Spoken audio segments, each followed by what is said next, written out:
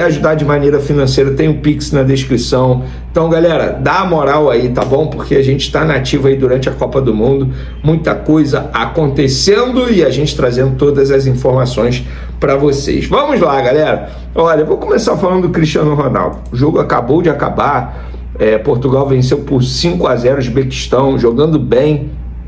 Cristiano Ronaldo fazendo 2 gols, sendo muito ativo na partida, comandando a vitória da seleção portuguesa. E podemos dizer que está tudo voltando ao normal na Copa do Mundo, né?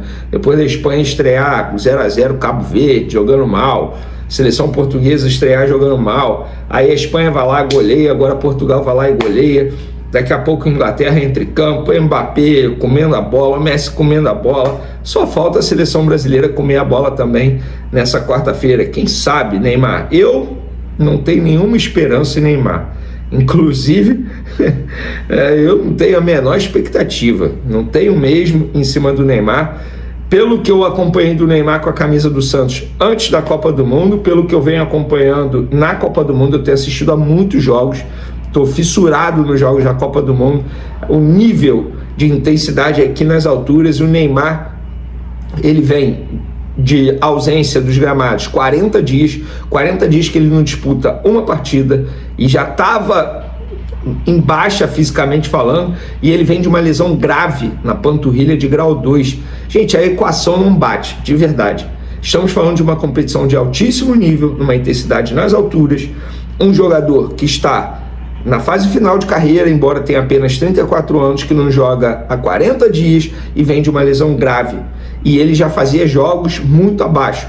A equação para mim não bate. Se você acredita em Neymar resolvendo a vida da seleção brasileira, das duas uma. Ou você é muito apaixonado pelo Neymar, muito fã do Neymar e quer acreditar em algo sobrenatural, ou você não vem acompanhando os jogos, tanto do Neymar com a camisa do Santos antes da Copa e os jogos da Copa do Mundo. Porque se você acompanha, não tem como você criar tanta expectativa. Dito isso, já falei lá no SBT hoje e vou repetir. Para a vaga do Rafinha, eu escolheria o Luiz Henrique. E não por eu achar o Luiz Henrique mais jogador que o Ryan, é por característica. O Luiz Henrique no 1 contra 1, ele é muito melhor que o Ryan, de habilidade, enfim, a gente sabe que a Escócia vai vir numa linha muito defensiva, uma linha de 5 fechadinha, e o ideal nesses momentos é ter um jogador com características iguais a do Luiz Henrique. O Ryan deixaria para o segundo tempo, juntamente com o Endrick. E o Neymar, velho, cara, o Neymar eu botaria se tivesse ganhando de 3-0, 4-0, só para ganhar uma certa minutagem. Eu não penso no Neymar para resolver jogo, longe disso, e eu nem sei onde ele se encaixaria. De falso 9, realmente seria um falso 9, porque ele não faz as funções que um 9 hoje faz na seleção brasileira. Um falso 10, seria um falso 10 mesmo, porque ele não faz basicamente o que o Paquetá e o que o Matheus Cunha conseguem fazer ali no meio de campo da seleção brasileira. De ponta, gente, o Neymar não tem intensidade para jogar de ponta mais. Enfim, eu não quero acreditar, não quero criar falsas expectativas em cima do Neymar. Já Cristiano Ronaldo fez 2, deu declaração, se tornou o único jogador a fazer gol em 6 Copas, é isso mesmo, o único jogador a fazer gol em 6 Copas. E só para vocês terem noção, ele está na sua 6ª Copa do Mundo e a seleção portuguesa está na sua 9ª Copa do Mundo. Vocês têm noção do que é o Cristiano Ronaldo em Portugal? Ele é o melhor jogador europeu da história do futebol, sem sombra de dúvidas. Eu não tenho dúvida disso. E depois do jogo ele falou, eu estou de volta, eu estou de volta. Disseram que eu deveria me aposentar, mas eu estou aqui. Quem trabalha duro, Deus ajuda. Foi uma semana difícil, começou como se eu estivesse aposentado no futebol, mas eu acredito no trabalho mais do que acredito no futebol. Foi difícil, tenho que admitir, mas nós voltamos. Pois é. Eu já botei no meu bolão Portugal campeã. Tem um pouco de torcida? Tem. E também pelo critério. Eu, óbvio, torço para a seleção brasileira, mas eu não acredito na seleção brasileira tendo potencial para ser campeã. Tá, galera? Vamos falar agora de Flamengo, porque a informação é importante. O Aston Villa apresentou uma proposta oficial ao Flamengo para ter Emerson Royal, tá? A informação foi publicada primeiro pela ESPN, eu confirmei, e a proposta chega a 54 milhões de reais, galera. Dá um pouco mais de 9 milhões de euros ali, tá?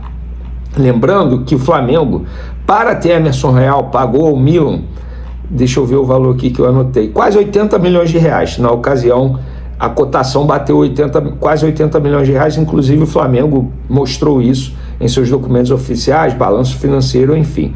E o Emerson Royal, ele já fez 40 jogos com a camisa do Flamengo. Hoje ele é reserva, tá? Reserva considerado importante.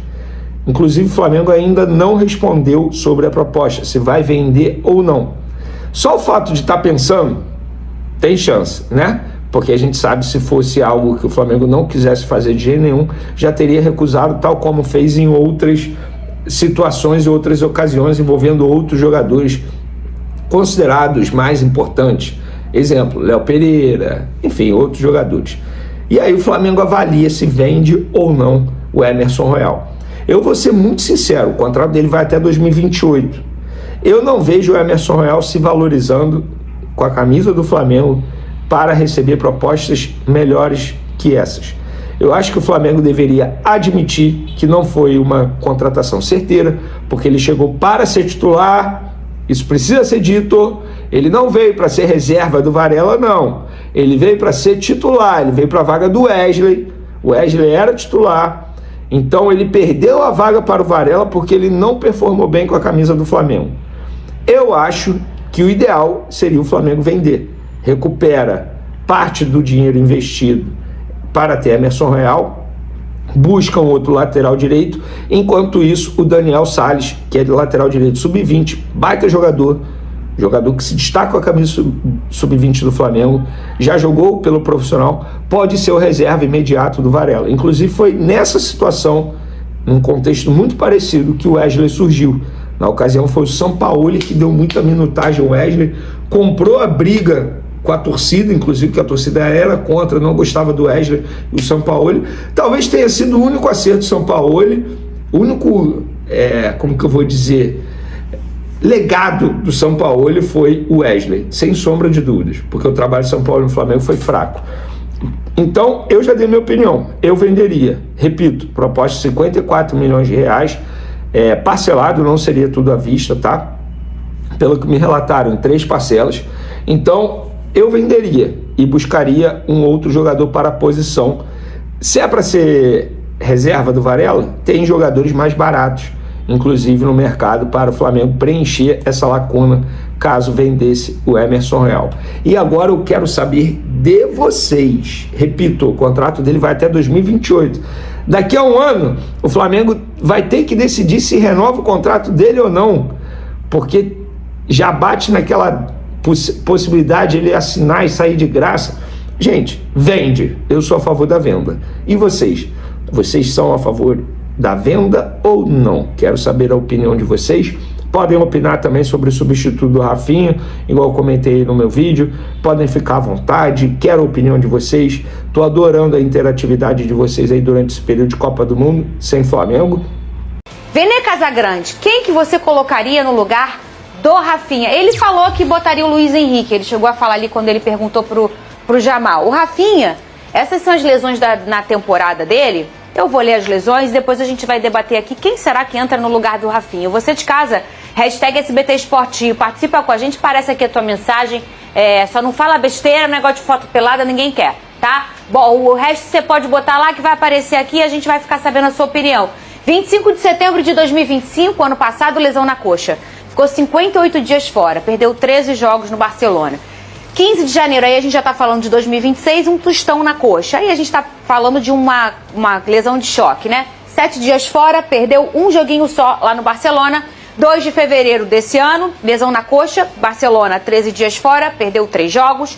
28 de março, 34 dias fora, lesão na coxa, perdeu 7 jogos. E agora, 19 de junho, lesão na coxa, previsão de volta nas oitavas. Aí a gente trabalhando com o Brasil, tudo bem, trabalhando nas oitavas de final. Eu não sei fazer essa conta. 14, 15, 16, 17, 20, quase 30 jogos fora do ano passado para cá. E eu vi a lesão na coxa. É sempre a mesma coxa, né, Vene Casagrande? Sempre a mesma coxa, porém só uma que foi na parte anterior. Ou seja, nem todas foram no mesmo músculo. Mas mesmo assim, é algo que chama atenção. Porque As outras são no posterior de coxa? Três ou quatro foram na parte da frente da coxa e a outra foi na parte de trás, que é a famosa anterior da coxa. Independentemente do local, é a mesma perna, né? Querendo ou não, chama e atenção. E para as pessoas, assim, e a gente fala de forma bem pedagógica aqui, né? O Caio também pode falar. A parte, quando fala posterior de coxa, não é um músculo que se chama posterior de coxa, é uma região do corpo, tá? A posterior de coxa é essa parte de trás aqui. E a anterior de coxa é essa parte da frente aqui, que tem 4 músculos. Aqui atrás também tem outros músculos. Os músculos são vários, tá bom? Mas a região que a gente fala anterior e posterior. O Vene trouxe a informação que ele já machucou a parte anterior, ou seja, uma musculatura dessa parte da frente e uma musculatura também da parte de trás da coxa, mas sempre a mesma coxa. Sempre a mesma coxa. E é uma engrenagem, né? A gente entende que os motivos, eles estão naquela mesma região, né, Vene Casagrande? E há quem diga que seja um erro na hora da recuperação, seria leviano da nossa parte argumentar isso, afirmar isso e até dizer que com certeza teve erro na recuperação ou que ele voltou antes do prazo. A gente não pode dizer isso, até porque estamos falando de um clube que é extremamente profissional, como é o Barcelona e como é a seleção brasileira. E aproveitando, Fernandinha, muita gente me questionou isso, eu acho válido a gente comentar, porque no caso dessa lesão do Rafinha, a CBF não divulgou a gravidade. Mas no caso da lesão do Neymar... Fala, nação rubro-negra. Hoje trago uma notícia que pode agitar bastante os bastidores do Mengão. Segundo informações do jornalista Antônio Carlos, o Flamengo está em negociação com o atacante Vitor Roque. Isso mesmo. Um dos jovens jogadores brasileiros mais promissores do futebol mundial pode estar muito próximo de vestir o manto sagrado. De acordo com as informações divulgadas, as conversas já estão bastante avançadas e existe um grande otimismo por parte da diretoria rubro-negra para concretizar o negócio. A expectativa é que todos os detalhes sejam resolvidos nos próximos meses para que o anúncio oficial aconteça ainda nesta temporada. Vitor Roque é um jogador que desperta o interesse de diversos clubes por conta de sua qualidade técnica, velocidade, força física e capacidade de decisão dentro da área. Sua chegada seria vista como uma grande oportunidade para fortalecer ainda mais o elenco do Flamengo, que segue buscando títulos e montando uma equipe cada vez mais competitiva para as principais competições do calendário. A diretoria entende que a contratação de um atleta com esse potencial pode elevar o nível do ataque e oferecer mais opções para o treinador ao longo da temporada. A torcida rubro-negra já começou a comentar bastante sobre essa possível negociação nas redes sociais. Muitos torcedores acreditam que Vitor Roque teria tudo para fazer sucesso no Flamengo, enquanto outros aguardam a confirmação oficial antes de criar expectativas. O fato é que a notícia movimentou o noticiário esportivo e promete render muitos debates nos próximos dias. Vale lembrar que, até o momento, ainda não existe anúncio oficial por parte do clube, mas as informações apontam que o Flamengo trabalha nos bastidores para tentar fechar a contratação. Caso o acordo seja concluído, será mais um reforço de peso para o elenco rubro-negro e uma demonstração da força do clube no mercado da bola. E aí, nação? Qual é a sua opinião sobre essa possível chegada de Vitor Roque ao Flamengo? Você acredita que ele seria titular no time? Deixe sua opinião aqui nos comentários. Não esqueça de compartilhar este vídeo com outros rubro-negros e se inscrever para não perder nenhuma novidade sobre o Flamengo. Saudações rubro-negras!